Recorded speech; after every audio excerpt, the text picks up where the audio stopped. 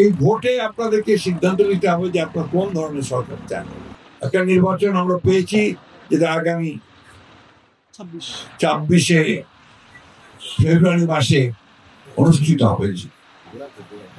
ওই নির্বাচনে আপনাদেরকে বুঝে শুনে ভোট দিতে হবে যে কাকে ভোট দিলে আপনারা আপনাদের মতো লোক পাবেন, আপনার কথা বলবে, আপনার জন্য কাজ করবে।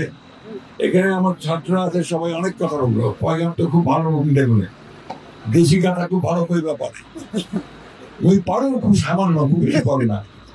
আমার দাদি, যিনি আপনাদের কুচুবাড়ির মেয়ে, উনি থাকতে আমরা ভালো কথা বলতাম, দাদি থাকতে।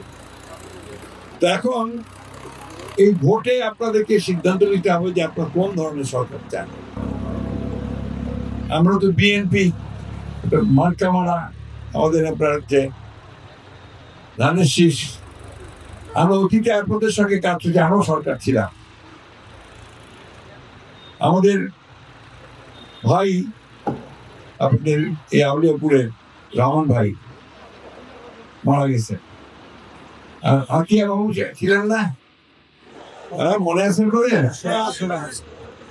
এই ইনাদেরকে নিয়ে কিন্তু আমি আপনার ওই ম্যাডামের কাছে গেছিলাম, খালেদা জিয়ার কাছে গিয়ে কি বলছে, ওনাকে দিয়েই আমি চালু করেছিলাম, ওনাদেরকে দিয়ে।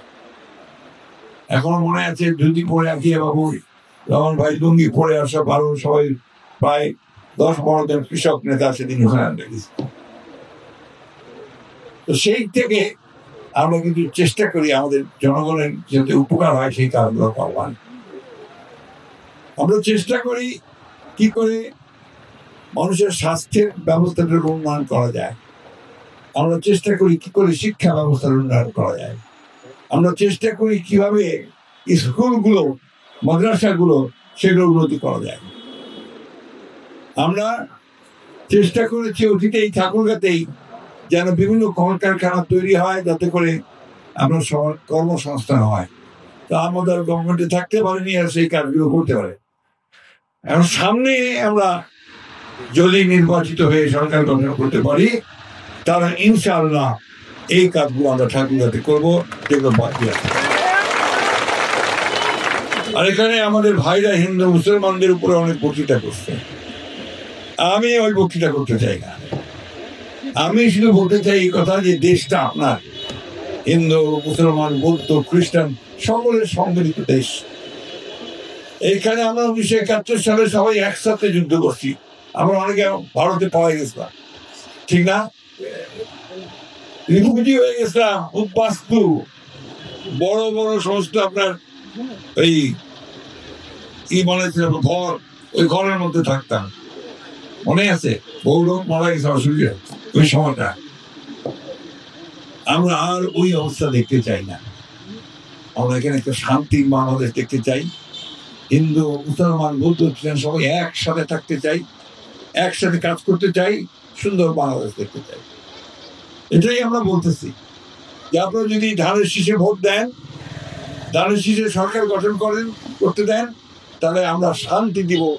আমরা অবশ্যই আমরা হিন্দু মুসলমান মধ্যে একটা ভালো সম্পর্ক তৈরি করে এই দেশটাকে সুন্দর করার চেষ্টা করব।